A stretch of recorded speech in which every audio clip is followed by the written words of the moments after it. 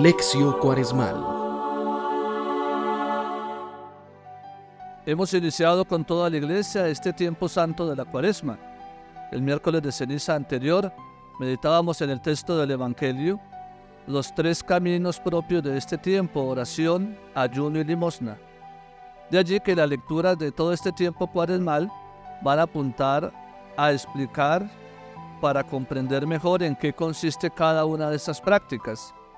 El Evangelio de este lunes de la primera semana de Cuaresma, Mateo 25 del 31 al 46, nos invita el Señor a entender en qué consiste la limosna, el servicio concreto al necesitado. Lectura del Santo Evangelio según San Mateo. En aquel tiempo dijo Jesús a sus discípulos: Cuando venga en su gloria el Hijo del Hombre y todos los ángeles con él, se sentará en el trono de su gloria y serán reunidas ante él todas las naciones. Él separará a unos de otros, como un pastor separa las ovejas de las cabras, y pondrá las ovejas a su derecha y las cabras a su izquierda.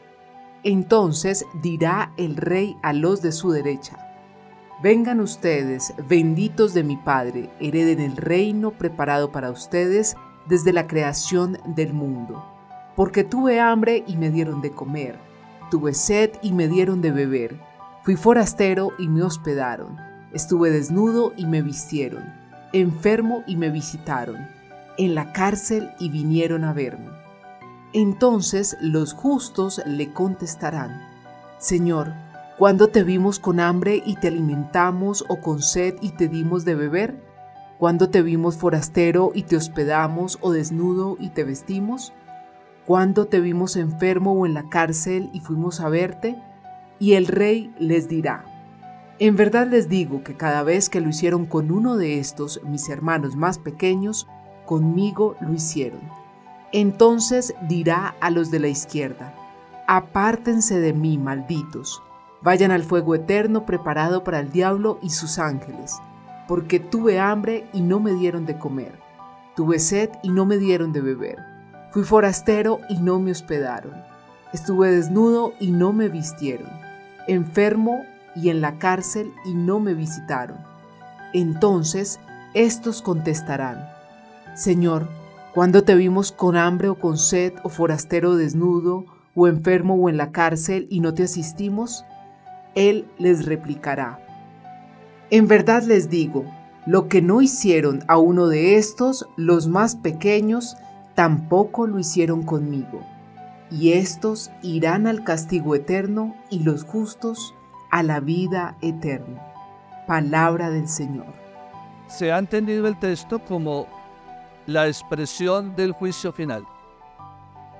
Al final de los días el Señor va a separar a las ovejas y las pondrá a la derecha, y a las cabras las pondrá a la izquierda.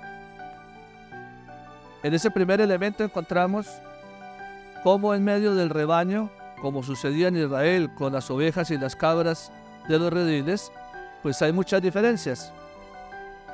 Primero, las ovejas tienen un pelaje abundante, signo de cómo el Espíritu de Dios cubre a aquel que es fiel a los preceptos y mandatos.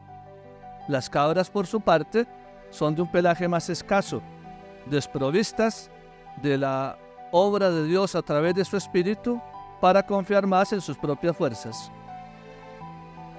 Las ovejas no tienen cuernos, porque son pacíficas por excelencia, no necesitan defenderse ellas mismas, son defendidas por el pastor. Las cabras, por su parte, sí tienen cuernos, porque por naturaleza son más peleonas, más agresivas, más dispersas. Llama la atención en el Evangelio cómo estos dos animales se alimentan de lo mismo. Sin embargo, la respuesta y la consecuencia no es la misma. Los frutos no son los mismos. La oveja tiende a alimentarse del pasto bajo, mientras que las cabras les gusta comer de árboles silvestres, sobre todo de los copos y de los retoños. Es decir, quien consume el copo de un árbol tiende a secarse. Quien se come los retoños, no habrá más árboles. Luego las cabras se alimentan pero destruyen. Las ovejas, por el contrario, se alimentan y conservan. Recuerdo estas cosas para que entendamos la comparación.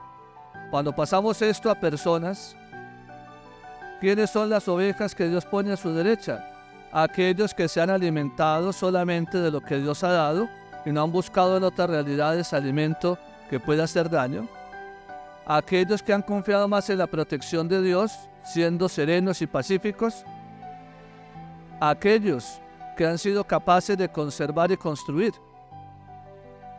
Ahora bien, la de la izquierda, las cabras, pues podemos identificar aquellos personajes concretos que se han dedicado, sí, a crecer, pero a destruir. Que aunque se han alimentado del Señor, no han querido dar los mejores frutos. Y que son de por sí creadores de discordia, de angustia, de problemas, de dificultades para los demás.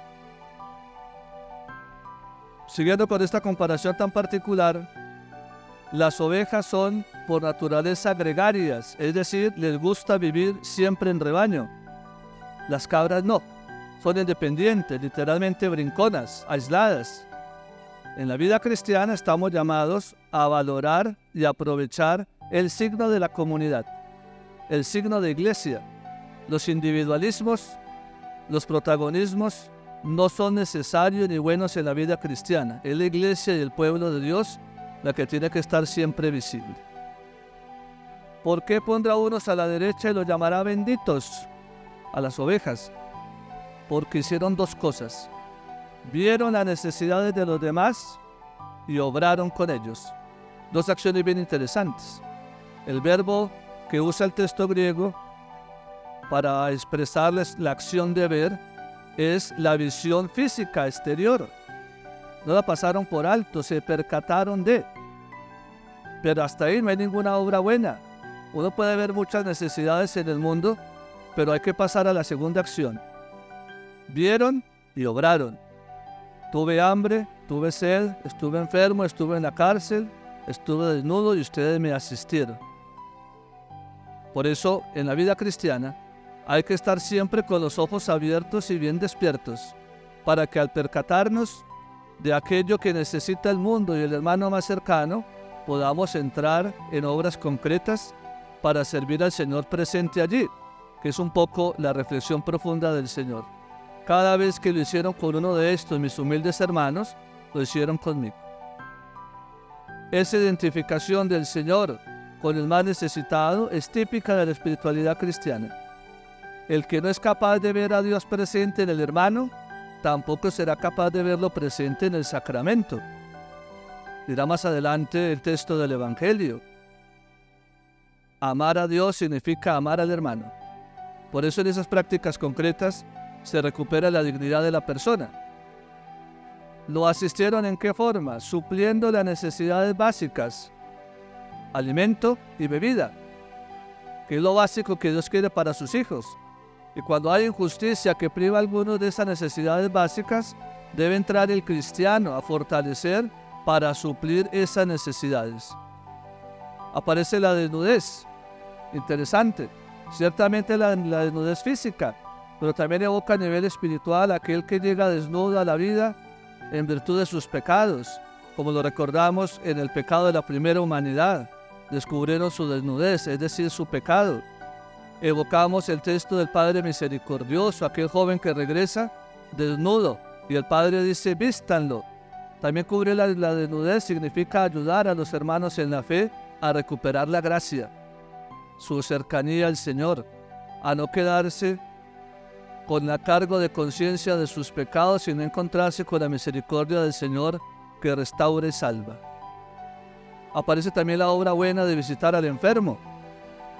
Aunque los judíos en el Antiguo Testamento era el signo y la consecuencia de la enfermedad entendida como el pecado, también ahora, además de sanar al enfermo en lo físico, también estamos llamados a permitirle al otro que, recuperado en su salud, recobrada la gracia, después de haber reconocido sus pecados, pueda dar el paso a caminar con una vida nueva. Y luego afirma, visitar a los presos, al que estaba en la cárcel. Ciertamente es aquel que ha caído en desgracia y está en tantas cárceles como en nuestra patria colombiana, pero también hay cárceles espirituales, vicios, errores, negligencias, despreocupación. Estamos llamados a permitirle al otro que rompa esas prisiones y salga en la libertad de los hijos de Dios.